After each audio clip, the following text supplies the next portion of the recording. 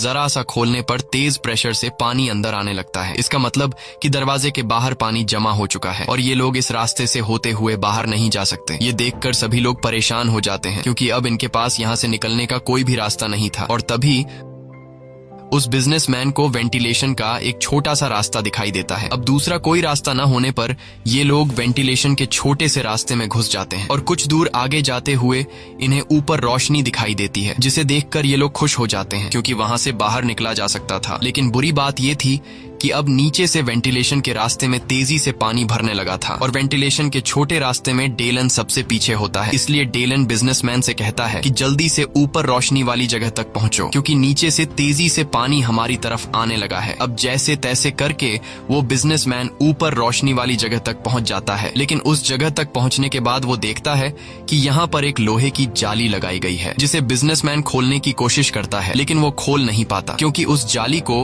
Nut bolt से fit किया गया था। साथ ही जाली के सुराख छोटे होने की वजह से बिजनेसमैन का हाथ भी नट बोल्ट तक नहीं पहुंच रहा था। इसीलिए बिजनेसमैन उस औरत के बच्चे को कहता है कि बेटा तुम ऊपर आ जाओ, तुम्हारे हाथ छोटे हैं, शायद तुम्हारे हाथ जाली के नट बोल्ट तक पहुंच जाए। जिसके बाद वो छोटा लड़का ऊपर आता है और जाली के सुराख में से अपना हाथ निकालकर नट बोल्ट को खोलने की कोशिश करता है, लेकिन वो खोल नहीं पाता क्योंकि उस बोल्ट को खोलने के लिए किसी लोहे के टुकड़े की जरूरत थी। और यहाँ वो बिजनेसमैन सभी लोगों से कहता है कि किसी के पास कोई नुकीला चीज है जिससे नट बोल्ट खोला जा सके। अब यहाँ इनके साथ जो लड़की होती है वो अपने गले से क्रॉस का निशान खोलकर उस बिजनेसमैन को दे देती है और कहती है कि इस क्रॉस के निशान से ट्राई करो, शायद इससे नट बोल्ट खुल जाए। अब यहाँ वो बच्चा अपना हाथ निकालकर उस नट बोल्ट को खोलने लगता है और वो नट बोल्ट धीरे धीरे खुल भी रहा होता है। लेकिन अब नीचे से पानी इन तक पहुंच जाता है और अब क्योंकि सबसे नीचे डेलन था, इसलिए पानी भरने की वजह से उसके सर के अलावा उसकी पूरी बॉडी पानी में डूब जाती है और अब उसका सर भी पानी में डूबने लगा था। इसलिए सभी लोग उस बच्चे को जल्दी से बोल्ट खोलने को कहते हैं और अब डेलन जैसे ही पूरी तरह से पानी में डूबने वाला होता है तभी वो बच्चा जाली के दोनों तरफ के नट बोल्ट खोल देता है। जिसके बाद ये लोग एक एक करके जल्दी से बाहर आ जाते हैं और अब ये लोग जहाज के पंखे वाले जगह से कुछ ही दूरी पर थे। बस अब इन्हें 2 फ्लोर ऊपर जाना था और अब ये लोग ऊपर वाले फ्लोर तक जाने के लिए जब सामने का दरवाजा खोलने की कोशिश करते हैं तो वो दरवाजा दूसरी तरफ से बंद होता है। इसलिए दूसरा कोई रास्ता न मिलने पर ये लोग ऊपर लगे टंकी का ढक्कन खोल लेते हैं। अब उस टंकी के अंदर आने पर इन्हें पता चलता है